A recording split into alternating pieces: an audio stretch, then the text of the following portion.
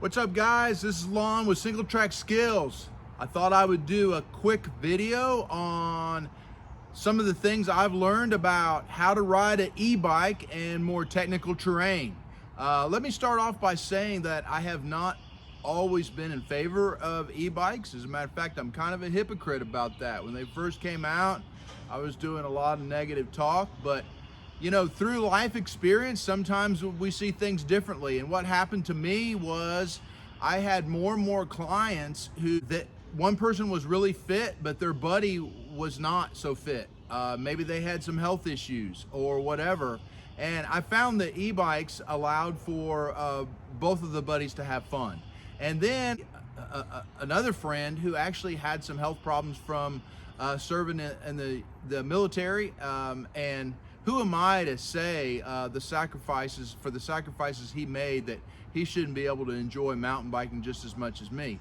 And then ironically, this last couple months or so ended up with some health problems myself. So I ended up purchasing one, and I'm gonna tell you, it is a lot of fun. And so I would say two reasons so far for riding an e-bike. One is health problems.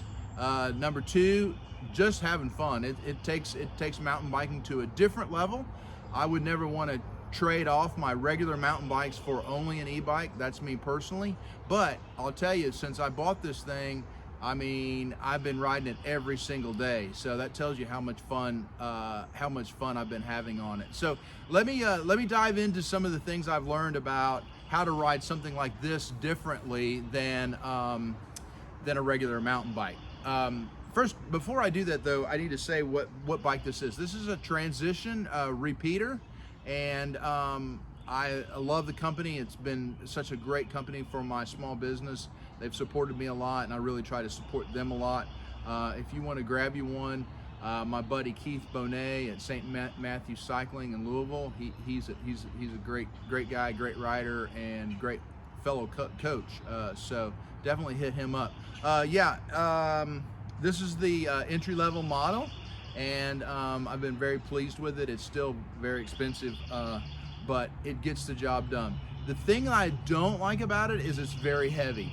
So I think as e-bikes evolve, they're going to be kind of like our cell phones. You know, when they first came out, you have massive cell phones, and now you have little tiny ones that do so much more. I think that's what's going to happen with e-bikes, but I will say that I'll trade off the heaviness for the amount of fun that I'm having. Which brings me to my first point in terms of how to ride an e-bike, not an iBike, an e-bike in more technical terrain. Number one, you can't stall out in the middle of a rock garden. You have to commit to it. And the right way you ride a rock garden is quite different than on a regular bike, which I'm going to call an acoustic bike, because an acoustic bike, you can pedal in the rock garden and then get your pedals level and then kind of pump and coast through it a bit. But with an e-bike, since it's so heavy, once you stop pedaling, that assist of the battery completely stops, and you just roll to a halt almost immediately with all the weight. So what I have found is you have to commit to pedaling pretty much through the whole rock garden if it's level or going uphill, which means that you have to be very careful about your pedal strikes. And I'm still kind of learning this, but it's definitely a skill worth learning. Number two, how fast you can go on an e-bike. A lot of times you're going to open your corners up a bit more. You're going to come into corners a little wider, and you're going to exit a little bit wider, and you're not so concerned about the roots and rocks and stuff that would slow down an acoustic bike, because on the e-bike you can just get back on the pedal assist and you know, make up whatever time you've lost in terms of hitting those and those slowing your momentum down. Plus, with the extra weight, those rocks and roots, they really don't affect this bike nearly as much as they do my regular bikes. Let me see. So commit to pedaling through rock gardens.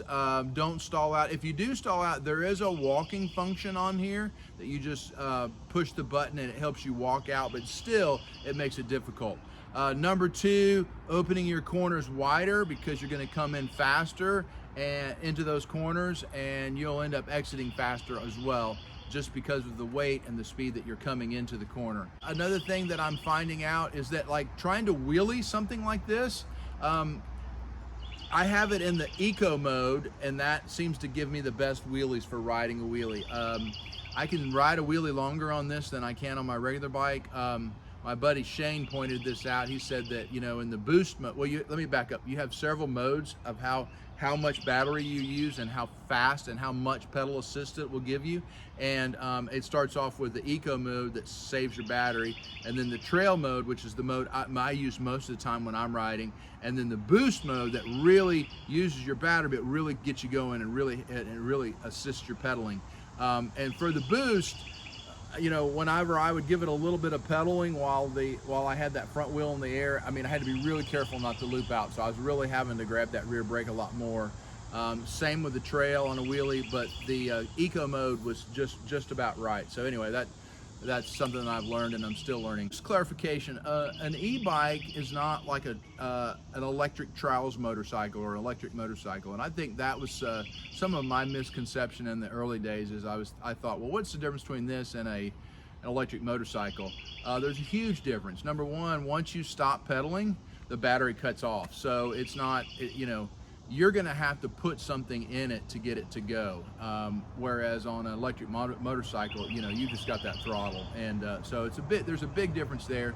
The other misconception I had, and I didn't want to ever get an e-bike until I got really old, was I didn't think I would be able to get a good fitness workout. I didn't think I would get good cardio. But the first time that I tried one of these, a buddy of mine loaned it to me, and I followed Ben Hobbs, who's a pro enduro racer, and man, I'll tell you, trying to keep up with him, well, of course I couldn't keep up with him on the ups or the downs, but pedaling as hard as I was, my heart rate was definitely getting up there, and it actually reminded me more of a road ride where my heart rate would get up and kind of stay there in that zone longer. Whereas on a regular bike, acoustic bike, the heart rate seemed to be, you know, going down, going up, going down, going up. But with the e-bike, I think you can kind of keep it at a higher zone. I would say that my timing's quite different from, you know, like if there's a log down the trail and it's a big log, in terms of when I compress and do that manual lift, and then when I do that rear wheel lift to come over that log for either a punch or a bunny hop or anything like that, my timing is different, and I'm still trying to figure that out. I can't tell you if it's later or it's earlier. I'm pretty sure it's earlier, just because the bike is so big, and I also have to put a lot more into it whenever I'm getting those wheels off the ground. So I would say, you know, I have a tendency not to enjoy going up over things like I would on my regular bike, because of how much energy it takes to get that, you know, get that bike up on there. On my regular bike, I know how to do my timing of my pedal drops. Like if you've taken my Ground Control 2 course, we talked some about pedal drops.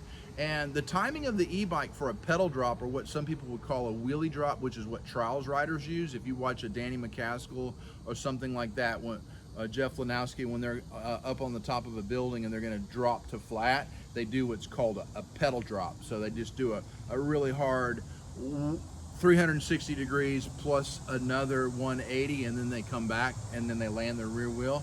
Well, on the regular on the e-bike, I'm still trying to learn the timing of that. You know, it's very different than an acoustic bike.